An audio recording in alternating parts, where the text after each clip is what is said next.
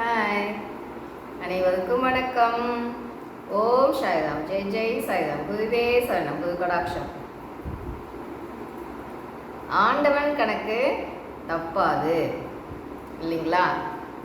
நம்ம கணக்காச்சும் தப்போம், ஆண்டவன் கணக்கு தப்புமா சொல்லுங்க பார்க்கலாம். தப்பாது இல்லையா? அப்போது இதுக்கு எக்ஸாம்பிளாக ஒரு கதையை பார்க்கலாம். சரிங்களா? ஒருத்தன் கோயிலில் அங்கே கோயிலெல்லாம் சுத்தம் பண்ணுறது, கூட்டுறது, அந்த வேலையை பண்ணிக்கிட்டு இருந்தார். சரிங்களா? அப்போ வீடு விட்டால் கோயில் அப்படின்னு சொல்லிட்டு வேறு எதுவுமே அவங்களுக்கு தெரியாது, அதை மட்டுமே பண்ணிக்கிட்டு இருந்தாங்க. சரிங்களா? அப்போது பகவானை பார்த்துட்டு, பகவானே எப்பயுமே நீங்கள் நின்றுக்கிட்டே இருக்கீங்களே, உங்களுக்கு காலே வலிக்கலையா அப்படின்னு சொல்லி பகவான்கிட்ட பேசிகிட்டு இருக்காரு. அப்போது பகவான் அவனை பார்த்துட்டு என்ன சொல்கிறாருன்னா, சரிப்பா, நீ ஒரு நாள் எனக்கு பதிலாக நில்லு, நான் உன்னோட வேலையை பண்ணுறேன் அப்படின்னு சொல்லிட்டு சொல்லவும், சரி அப்படின்னு சொல்லிட்டு சாமி பகவான் கூட்டத்துக்கு போயிட்டாரு. அந்த ஆள் நிற்க வந்துட்டார். சரிங்களா? சாமியாட்டம் நின்றுக்கிட்டார். அப்புறம் நீ நின்றுக்கோப்பா அப்படின்னு சொல்லிட்டு, ஆனால் நீ எதையுமே வாயத்தை பேசவே கூடாது, கம்மன் அமைதியாக நின்று பார்த்துட்டு இருக்கணும் அப்படின்னு சொல்கிறாரு. சரி பகவானே அப்படின்னு சொல்லிட்டு போய் நின்றுக்கிட்டாரு. பகவான் கோயில் பணிகளெல்லாம் செஞ்சிட்ருக்காரு. சரிங்களா? அப்போது சாமி கும்பிட வந்தார். சரிங்களா? கும்பிட்டுட்டு அந்த கோயிலில் கொஞ்சோண்டு பணத்தை போட்டுட்டு, பணம் மூட்டையை கொஞ்சோண்டு கையில் வச்சுட்டு வந்ததை அங்கேயே வச்சுட்டு போயிட்டார். அப்போ அவங்க போன வாட்டி திரும்ப இன்னொருத்தர் வந்தாங்க. சரிங்களா? அந்த ஆள் ரொம்ப ஏழை. அவர் என்ன பண்ணார், அவர்கிட்ட அந்த ₹1 உண்டியலில் போட்டுட்டு, பகவானே எனக்கு ஏதாவது வழிகாட்டப்பா அப்படின்னு வேண்டிக்கிட்டு இருந்தார். வேண்டும்போது அந்த பணப்பையை வேண்டிட்டு பார்க்கும்போது அந்த பணப்பை இருக்குங்களா, அந்த பணப்பை நம்மளுக்கு பகவான் கொடுத்தாரு போல அப்படின்னு சொல்லிட்டு அந்த பணப்பையை எடுத்துகிட்டு போயிட்டார்.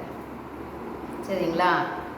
அவங்க போன வாட்டி இன்னொரு ஆள் கும்பிட வந்தார், கோயிலில் ஓடி வந்தார். சரிங்களா? அப்போ கோயிலில் கும்பிட வந்தப்போ அந்த பணப்பையை விட்டுட்டு போயிட்டான் இல்லைங்களா, அந்த ஆள் திரும்ப வந்தார். பார்க்கும்போது மூணாவதாக அவங்க தான் அங்கே நின்று சாமி கும்பிட்டுட்டு இருந்தாங்க. அப்போ என்ன பண்ணாங்க, இந்த பையன் காணோம், இவங்க தான் தேடிட்டாங்க போல், பிடிங்கன்னு சொல்லி போலீஸில் பிடிச்சி கொடுத்துட்டாங்க. சரிங்களா?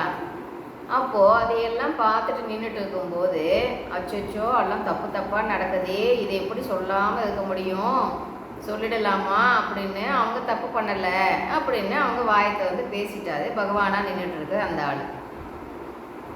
அப்போ அன்றைக்கி ஒரு நாள் முடிஞ்சிடுச்சிங்களா, பகவான் வந்தார். என்னப்பா, நான் சொன்னதெல்லாம் செஞ்சியா, பேசாமல் நின்றுட்டு இருந்தியா அப்படின்னு கேட்டார். இல்லை பகவானே, இங்கே நடக்கிறதெல்லாம் பார்க்கும்போது என்னால் பேசாமல் இருக்க முடியலையே, உன்னோட வேலை தான் இருக்கிறதுலையே ரொம்ப கஷ்டமான வேலை போலையே அப்படின்னு பகவான்கிட்ட சொல்கிறாரு. நான் தான் உங்ககிட்ட என்ன நடந்தாலும் நீ பேசவே கூடாதுன்னு சொன்னேனா இல்லையா அப்படின்னு கேட்டார். ஆமாம் பகவானே, ஆனால் இங்கே நடக்கிறத பார்த்தா பேசாமல் இருக்க முடியலையே அப்படின்னு சொன்னார். ஏன் சொன்னேன், நான் எது பண்ணாலுமே விஷயம் இல்லாமல் எதையுமே நான் சொல்ல மாட்டேன், பண்ணவும் மாட்டேன். அப்போது வந்தானா அவன் ரொம்ப பணக்காரன். அவன் கும்பிட்டுட்டு கொஞ்சமாக உண்டியலில் போட்டுட்டு அந்த பையை விட்டுட்டு போயிட்டானா, திரும்ப ரெண்டாவதாக வந்த ஆள் ரொம்ப ஏழையா, அந்த ஆளுக்கிட்ட பணமே இல்லைன்னாலும் இருந்த ₹1 உண்டியலில் போட்டாங்களாம். அப்போது அந்த ஆளுக்கு அந்த பணம் போய் சேரட்டும் அப்படின்னு சொல்லிட்டு தான் எடுத்துகிட்டு போக வச்சதே நான் தான். ஏன்னா அந்த ஆளுக்கு கொடுக்கும்போதாவது அந்த முன்ன விட்டுட்டு போன ஆளுக்கு கொஞ்சம் புண்ணியம் போகும் இல்லையா, அதனால தான் அவனை விட்டுட்டு போக வச்சேன், இவனை எடுத்துகிட்டு போக வச்சேன் அப்படின்னு சொல்கிறாரு. சரிங்களா? அப்போ மூணாவதாக வந்த ஆள் போலீஸ்கிட்ட மாட்டிக்கிட்டானே திருடாமல், அதை பார்த்துக்கிட்டு எப்படி பகவானே சும்மா இருக்க முடியும் அப்படின்னு கேட்டதுக்கு அவன் வந்து கப்பலில் போகணும், அதுக்கு கும்பிட்டுட்டு போகலான்னு வந்தான். அவன் போகும்போது அங்கே வந்து கப்பலில் வந்து அந்த அன்னைக்கு வந்து அந்த சீதோஷ்ண நிலை காரணமாக அவனுக்கு விபத்து ஏற்படுறாப்புல இருந்துச்சு. அதனால் அவனை போலீஸ் பிடிக்கும்போது அவன் போகலின்னா அந்த விபத்துலேருந்து அவன் தப்பிச்சிக்குவான் இல்லையா? அதனால தான் அவனை விடாமல் போலீஸ்கிட்ட மாட்ட வச்சேன். எதையுமே விஷயம் இல்லாமல் நான் பண்ணவே மாட்டேன், உங்களுக்கு அப்பத்திக்கு புரியாது அப்படின்னு பகவான் சொல்கிறாரு. அச்சோச்சோ, இதில் இவ்வளோ விஷயம் இருக்கா பகவானே, எனக்கு தெரியாதே அப்பா அப்படின்னு சொல்கிறாரு. சரிங்களா? அப்போது உன்னோட வேலை எவ்வளோ கடினமான வேலையப்பா, எதையுமே பேசாமல் கம்மன்னு நின்று வேடிக்கை பார்த்துட்டே இருக்கிறதுன்றது ரொம்ப ரொம்ப கஷ்டமான வேலை. நீங்கள் சொன்னீங்க, இருந்தாலும் நான் வந்து பேசிட்டேன், என்னை மன்னிச்சுக்கோங்க அப்படின்னு சொல்கிறாரு.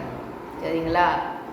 அப்போது இதிலேருந்து என்ன புரிஞ்சிக்கலாம்? நாம் எது நடந்தாலுமே நாம் என்ன பண்ணுவோம்? அப்போதைக்கு என்னடா இது குழப்பம், இதனால் என்ன ஆகுமோ தெரியலையே அப்படின்னு யோசிப்போம் இல்லைங்களா? அது என்ன ஆகும்? பகவான் கணக்கு, ஆண்டவன் கணக்கு தப்புமா என்றால் தப்பவே தப்பாது.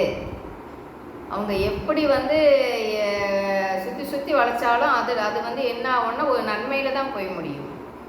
சரிங்களா? அப்போது நாரதர் கழகம் நன்மையில் முடியும் என்பதை போல பகவான் கணக்கு போடும்போது அது தப்புமான தப்பாது, நன்மையில் தான் முடியும். அப்போ நம்ம என்ன பண்ணணும்? எந்த டைம்லேயுமே, எந்த ரிஸ்கான டைம்லேயுமே, எந்த டெஸ்ட்டு நம்மளுக்கு பகவான் வச்சாலுமே, அப்பா நீ இருக்கும்போது எனக்கு என்னப்பா கவலை அப்படின்னு பகவான்கிட்ட நம்மளை ஒப்படைச்சிட்டு நம்ம வந்து டென்ஷன் ஆகாமல் பயப்படாமல் இருக்கும்போது நல்லதே நடக்கும். சரிங்களா? அப்போது நம்ம பகவான் பாதத்தை சரணடையும் போது நாம் அந்த அளவுக்கு பக்குவப்பட்டுட்டோமா இல்லையா அப்படின்னு பகவான் பார்ப்பார். அதனால் சோதனைகள்லாம் நடக்கும். ஆனால் அது கூடவே சொல்லிடுவார், அம்மா சோதனை வைப்பேனே தவிர நான் உன்னை கைவிட மாட்டேன், நீ என்னை எந்த அளவுக்கு புரிஞ்சுக்கிட்ட அப்படின்னு பார்க்கணும் இல்லையா? அதனால தான் அந்த டெஸ்ட்டு அப்படின்னு சொல்லிடுவார். சரிங்களா? அப்போது என்ன தான் பகவான் சொல்லிகிட்டே நம்மளுக்கு டெஸ்ட்டு வச்சாலும் அந்த டைமில் கொஞ்சம் மனசு அப்படியே கலங்கும் இல்லைங்களா? அப்போது அந்த டைமில் கூட மனமானது கலங்காமல் நான் எல்லாத்துக்குமே ஸ்டடியப்பா, உன்னை ஃபுல்லுமே நான் நம்பிட்டேன்ப்பா, நல்லதே நடக்கும், நீ கூட இருக்கும்போது எனக்கு என்ன பயம் அப்படின்னு நாம் இருந்தோன்னு வைங்களேன். அப்போ தான் பகவான் வந்து முழுசாக என்னை நம்பிட்டியா, சரி சந்தோஷம், இனிமே வந்து உனக்கு உண்டானதை நான் பண்ணிடுவேன் அப்படின்னு அப்போ தான் பண்ண ஸ்டார்ட் பண்ணுவார். சரிங்களா? அதாவது முதல்ல நாம் எந்த அளவுக்கு பகவானை புரிஞ்சுக்கிட்டோம், எந்த அளவுக்கு பகவான் மேலே நம்பிக்கை வச்சுருக்கோம், அது எல்லா டெஸ்ட்டுமே நடக்கும். அதில் எல்லாமே நம்ம ஜெயிச்சுக்கிட்டே வரணும். சரிங்களா? அப்போ தான் சொல்லுவார், அம்மா நீ எனக்கு பிள்ளையாக கிடைக்க நான் எனக்கு கொடுத்து வச்சுருக்கணும் போலியே, அவ்வளோ நம்பிக்கையா என் மேலே உனக்கு, உன்னை நான் கைவிடவே மாட்டேன், உனக்கு என்னென்ன வேணுமோ நான் செய்வேன் அப்படின்னு பகவான் சொல்லுவார். சரிங்களா? அப்போது நம்ம என்ன பண்ணணும்? பகவான் பாதத்தை சரணாகதி அடைய வேண்டியது மிக மிக அவசியம். பகவானை கெட்டியாக பிடிச்சிட்டோம்னா நம்ம போகின்ற அந்த பாதையில் நம்ம வந்து என்ன பண்ணலாம்? தயங்கவே வேணாம். நம்ம பாட்டுக்கு நம்ம பகவான் கையை பிடிச்சிட்டு போயிட்டு இருக்கோம் இல்லையா? எந்த டைம்லேயுமே நாம் வந்து தயங்காமல் நம்ம பாட்டுக்கு பின்னாடி பகவான் வந்து கூட்டிகிட்டு போகும்போது பின்னாடியே போய்கிட்டு இருக்க வேண்டியது நம்மளோட வேலை. சரிங்களா? ஒவ்வொன்றையும் நாம் செய்ய கிடையாது, அனைத்தையும் செய்பவன் பகவானே. அதை முன்னே நம்ம நம்பணும். அப்போ தான் நம்ம வந்து எல்லாத்துக்குமே வந்து மௌனமாக வேடிக்கை பார்க்க முடியும். சரிங்களா? அப்போது அந்த கதையை வச்சு நம்ம என்ன புரிஞ்சுக்கலாம்? அந்த ஆண்டவன் எது செஞ்சாலுமே அதில் ஒரு விஷயம் இல்லாமல் நடக்காது அப்படின்னு நாம் புரிஞ்சுக்கணும். சரிங்களா? அப்போது பகவான் பாதத்தை சரணடைவோம், பகவானை புரிஞ்சுக்குவோம். அப்பா நீ இருக்கும்போது கவலை என்னப்பா அப்படின்னு சொல்லிட்டு பகவான்கிட்ட சொல்லும்போது பகவான் இருக்க பயமேன் அப்படின்னு பகவான்கிட்ட பேசிக்கணும். சரிங்களா? இல்லைங்களா? அப்போ நம்மளுக்கு நன்மையே நடக்கும். பாசிட்டிவாகவே திங்கிங் பண்ணணும். பகவான் சொல்கிறதையெல்லாம் கேட்போம், எல்லாத்தையும் ஃபாலோ பண்ணுவோம், விடாமல் பயிற்சி பண்ணுவோம். விடாமுயற்சி வெற்றி கொடுக்கும். ஏற்றேன் செய்யும். பாய். கேட்டதுக்கு நன்றி.